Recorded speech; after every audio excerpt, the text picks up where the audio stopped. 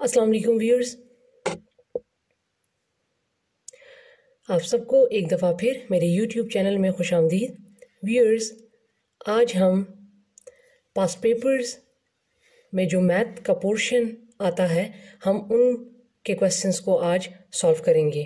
ठीक है व्यूअर्स, तो सबसे पहले हम क्वेश्चन नंबर 1 की तरफ चलते हैं। हमारे पास पास्ट पेपर में ये क्वेश्चन मौजूद है। इन फिगर 3,201,506,056 इज ऑप्शंस हैं हमारे पास, A B C D ये ऑप्शन है हमारे पास। तो हमसे ये पूछ रहा है कि इनमें से ये कौन सा न्यूमरल फॉर्म में आएगा। ये वर्ड फॉर्म में है, जो इंग्लिश फॉर्म में है, तो इनमें से जो है इन चार ऑप्शंस में से ये कौन सा आता है।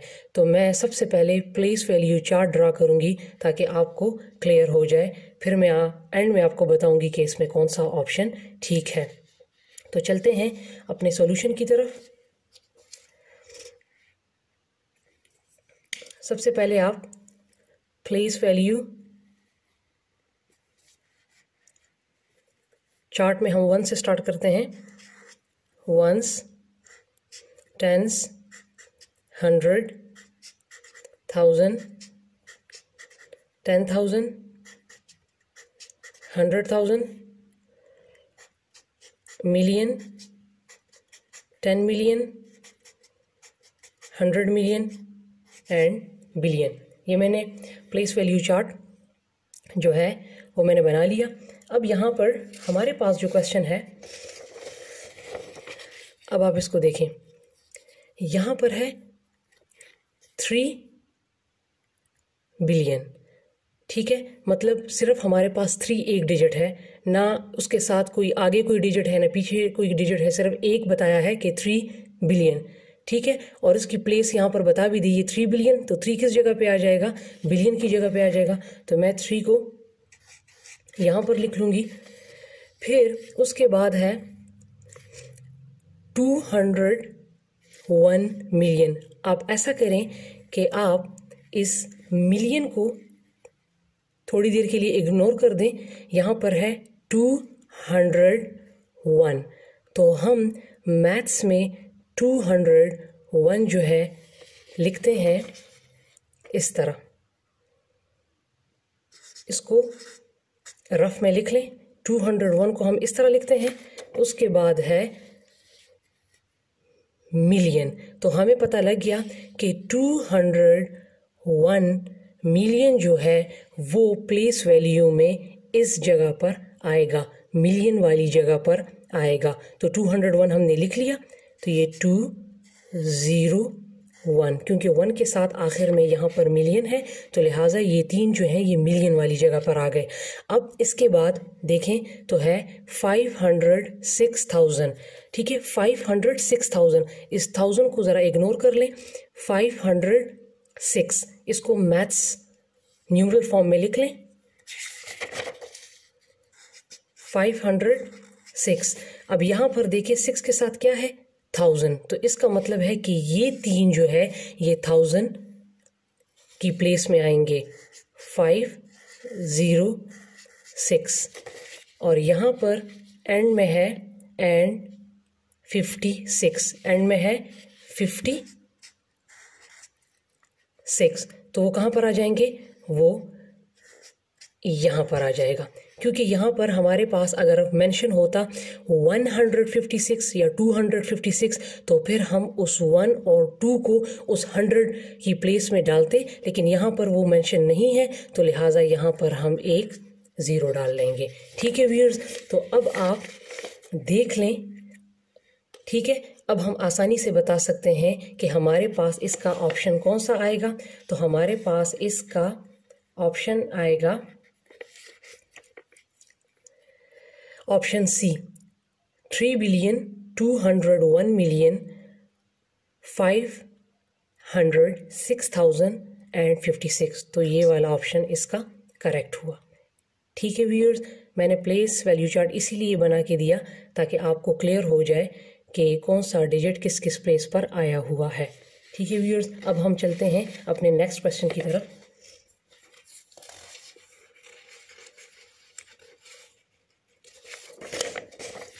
व्यूअर्स, हमारे पास नेक्स्ट क्वेश्चन है द नंबर, ये नंबर दिया है, इज रीड एज, इसको हम पढ़ते हैं कि इसको हम क्या पढ़ते हैं, 100 मिलियन, 1 मिलियन, 10 बिलियन या 1 बिलियन। तो आप क्या करेंगे, प्लेस वैल्यू चार्ट अभी मैंने बना के दे दिया है, आप तमाम के तमाम डिजिट उनमें पुट कर लें।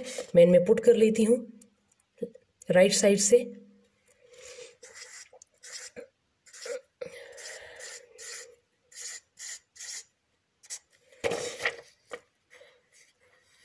नाइन जीरोस थे, मैंने 9 जीरोस राइट साइड से पुट कर लिए और एंड में 1 था, फिर मैंने 1 पुट कर दिया। तो आप देख सकते हैं कि ये 1 जो है ये किस जगह पे आ रहा है, बिलियन की जगह पे आ रहा है। तो लिहाजा हम इस तमाम जो है जो डिजिट्स हमें दिए हुए हैं इनको हम क्या पढ़ेंगे, इनको हम पढ़ेंगे 1 बिलियन, क्योंकि 1 जो है आप देख सकते हैं कि 1 जो है वो हमारे पास बिलियन की जगह पर आ गया है।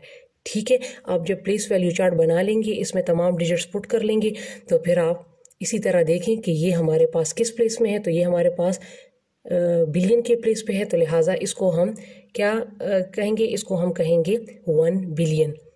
ठीक है, क्योंकि बिलियन के साथ यहाँ पर अगर राइट साइड पे देखें तो फिर मिलियन है।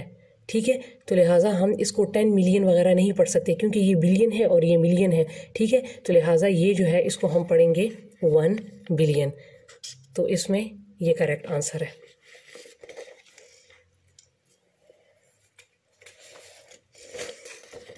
अब व्यूअर्स, हमारे पास नेक्स्ट क्वेश्चन है द सेट, ये हमें सेट दिया हुआ है, इज रिटन इन, कहने के बताएं कि ये जो सेट दिया हुआ है ये किस फॉर्म में है, ये डिस्क्रिप्टिव फॉर्म में है, ये सेट बिल्डर फॉर्म में है, ये टेबुलर फॉर्म में है, या ये सिंगुलर फॉर्म में है। तो मैं अब आपको बताऊंगी कि ये किस फॉर्म में है। सबसे पहले मैं आपको बताती चलूं कि हमारे पास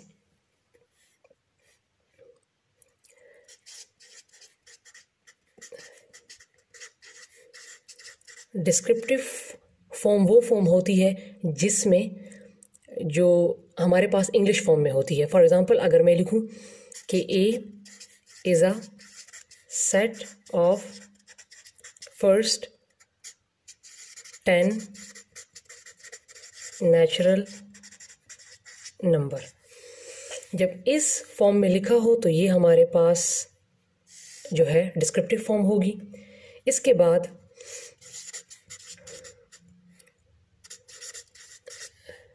सेट बिल्डर के लिए हम एक स्पेसिफिक नोटेशन यूज़ करते हैं सेट के अंदर, ये ठीक है। तो फिर हम कहते हैं कि ये सेट बिल्डर फॉर्म है। उसके बाद सिंगुलर फॉर्म वो होता है जिसमें सेट के अंदर सिर्फ एक एलिमेंट गिवन हो। फॉर एग्जांपल मैं यहाँ पर लिख लूँ तो ये जो है ये सिंगुलर होगा। ठीक है, जबकि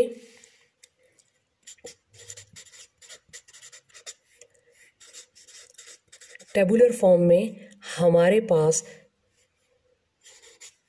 इस किस्म का सेट होता है। ठीक है, तो आप देख सकते हैं मैंने चारों आपको बता दिए हैं। ये डिस्क्रिप्टिव है, ये सेट बिल्डर है, ये सिंगुलर है और ये टेबुलर है। तो लिहाजा अब आप आसानी से बता सकते हैं कि इसमें ये सेट जो हमें दिया है 1 2 3, ये कौन सा फॉर्म है, ये हमारे पास टेबुलर फॉर्म है। ठीक है, ये तीनों फॉर्म हमारे पास नहीं है, मैंने आपको ये अभी डिटेल में बता दिया। ठीक है व्यूअर्स, अब हम चलते हैं अपने नेक्स्ट क्वेश्चन की तरफ।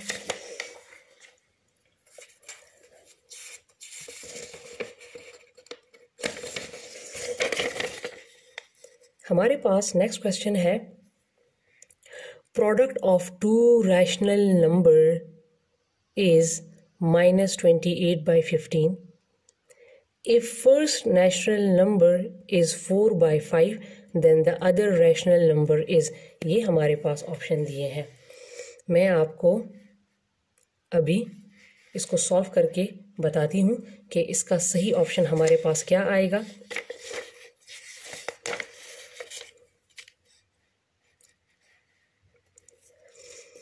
उन्होंने कहा है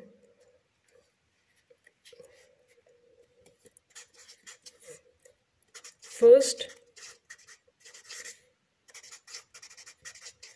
रैशनल नंबर और यहाँ पे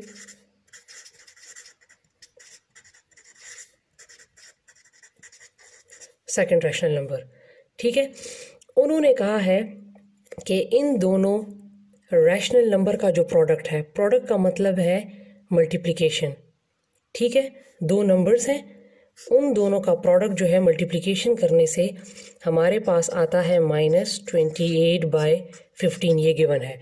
तो उन्होंने कहा है कि इसमें फर्स्ट रैशनल नंबर हमारे पास 4/5 है, तो सेकंड जो है वो क्या होगा, ये आप देख लें। ये क्वेश्चन है हमारे पास, product of two rational number is -28/15 if first rational number is 4/5 then the other rational number is.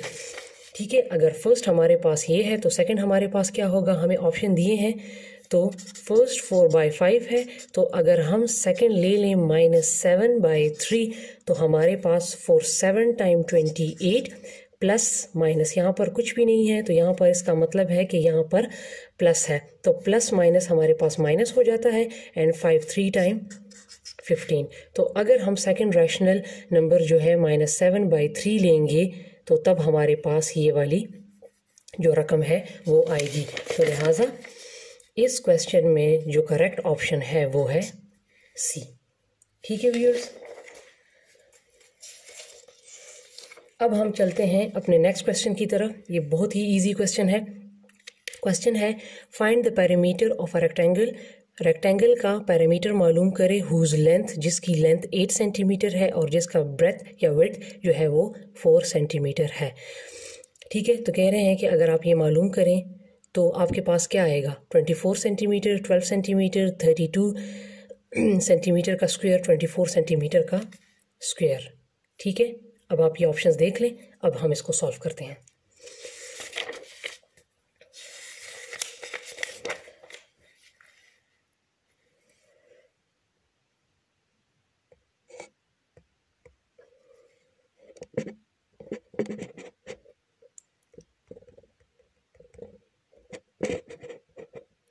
जी तो व्यूअर्स, पैरामीटर ऑफ रेक्टेंगल का फार्मूला हमारे पास है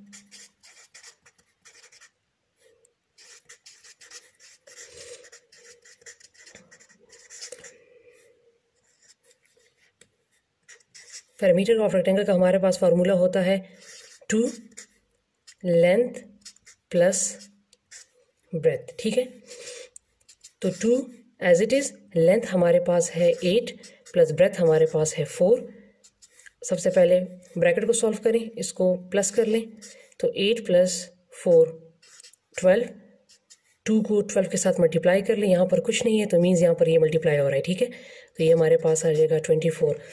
अब यहाँ पर थोड़ा सा MCQs में कन्फ्यूजन के लिए इन्होंने, अगर आप देखें तो हमारे पास 24 आ गया है, लेकिन अब 24 cm है कि 24 cm स्क्वायर है। ठीक है, तो हमारे पास इसका जो करेक्ट आंसर होगा वो होगा 24 cm, क्योंकि हम जब भी पैरामीटर मालूम करते हैं तो पैरामीटर मालूम करने के लिए हम cm लगाते हैं। ठीक है, जबकि एरिया मालूम करने के लिए हम cm स्क्वायर लगाते हैं। तो चूंकि हमने पैरामीटर मालूम करना था तो इसीलिए मैंने cm लगा दिया। ठीक है, तो ये हमारे पास इसका जो करेक्ट ऑप्शन होगा वो होगा ए।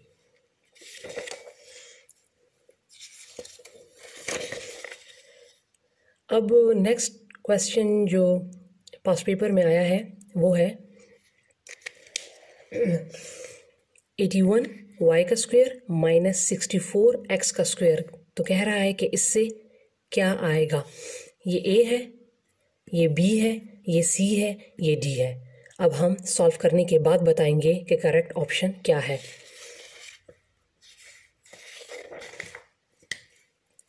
क्वेश्चन मेरे पास है 81 y का स्क्वायर माइनस 64 x का स्क्वायर क्या आता है। तो सबसे पहले इसको हम फॉर्मूले से खोलेंगे। 81 किस चीज़ का स्क्वायर बनता है? 9 का। 9 टाइम 81 इसका स्क्वायर। 64 किस चीज़ का स्क्वायर बनता है? 8 का। 8 टाइम 64 तो ये इसका स्क्वायर आ गया। अब इसको एक फॉर्मूला है ए का स्क्वायर माइनस बी का स्क्वायर। जब हम इसको ओपन करते हैं तो हमारे पास आता है ए प्लस बी और ए माइनस बी। तो अब आप ये देखें, ये मेरे पास ए है 9y, ठीक है, और ये मेरे पास बी है, तो ये ए का स्क्वायर, ये बी का स्क्वायर। अब हम इन दोनों को इस फॉर्मूले से खोल लेंगे, ठीक है। तो मेरे पास आ जाएगा 9y प्लस 8x और 9y माइनस 8x, ठीक है। ये फॉर्मूला था, आपने इसको इस फॉर्मूले से खोलना है, ठीक है। तो जब मैंने इसको फॉर्मूले से खोला तो मेरे पास आ गया 9y plus 8x 9y minus 8x। तो अब हम देखते हैं कि यहाँ पर ये वाला कहाँ पे गिवन है, ये है 9y plus 8x 9y minus 8x। तो ये जो है हमारे पास करेक्ट आंसर है।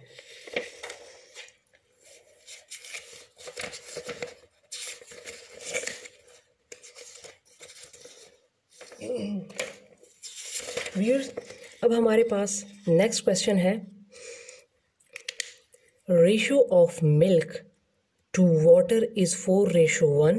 If there are 8 litres of milk find the volume of water in it. तो इसके ऑप्शंस गिवन है 2, 4, 6, 8। कहता है कि ratio of milk to water मतलब 4 हिस्से जो है वो दूध है और उसमें 1 हिस्सा पानी है, ये हमारे पास मौजूद है, गिवन है ये स्टेटमेंट।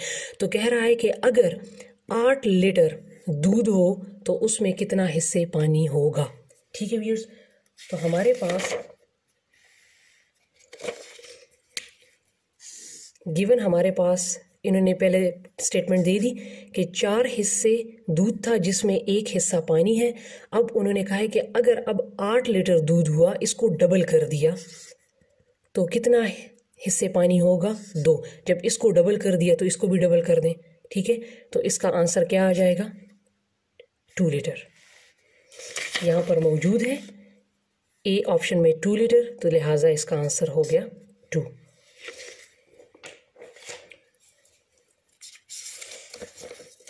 अब हमारे पास नेक्स्ट क्वेश्चन है, an angle whose measure is greater than 180 but less than 360 is called।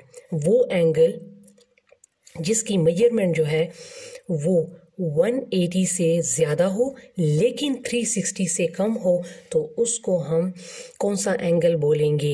Acute angle, obtuse angle, complete angle, reflex angle या राइट एंगल। सबसे पहले तो मैं आपको बताती चलूँ कि हमारे पास कौन सा एंगल किस किस के बराबर होता है, तो लिहाजा आपको फिर क्लियर हो जाएगा।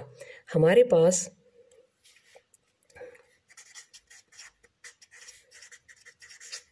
एक्यूट एंगल जो है वो होता है लेस देन 90, ऑब्ट्यूस होता है ग्रेटर देन 90, या आप यूँ भी कह सकते हैं बिटवीन 90 एंड 180। इसके बाद कंप्लीट एंगल जो होता है वो होता है 360 के बराबर। इसके बाद राइट एंगल जो होता है वो होता है 90 के बराबर, और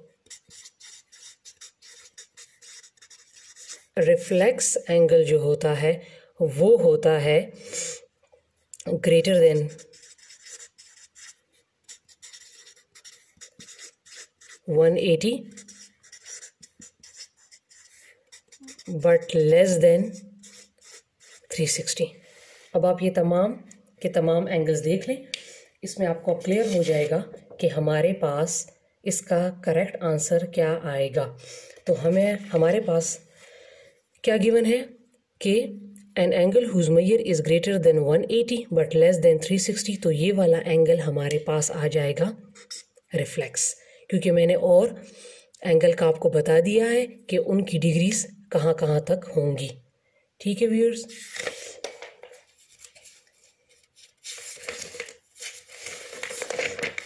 व्यूअर्स हमारे पास नेक्स्ट क्वेश्चन है word problem. 5 packets contain 35 chocolates, how many chocolates are in 1 packet. उन्होंने कहा है कि 5 पैकेट्स हैं, ठीक है, जिसमें 35 चॉकलेट्स हैं। तो ये बताएं कि एक पैकेट में कितने कितने चॉकलेट्स हुए। जब भी आपको क्वेश्चन इस किस्म का गिवन हो कि आपने 1 मालूम करना हो, यहाँ पर एक चीज़ की मिकदार मालूम करनी हो, तो आप क्या करें कि सिंपली जो है आप बड़ी रकम को छोटी रकम पर डिवाइड कर दें, इनकी डिवीजन होगी। क्योंकि उन्होंने कहा है कि 1 पैकेट में कितने होंगे, तो आप क्या करें, जो 35 चॉकलेट्स जो गिवन है उनको 5 पैकेट्स पे डिवाइड कर दें। तो 5 7 टाइम 35, तो हमें पता लग गया कि हर एक पैकेट में टोटल चॉकलेट्स कितने हुए, 7। तो यहाँ पर ऑप्शन मौजूद है A 7, तो यही इसका जो है करेक्ट आंसर है।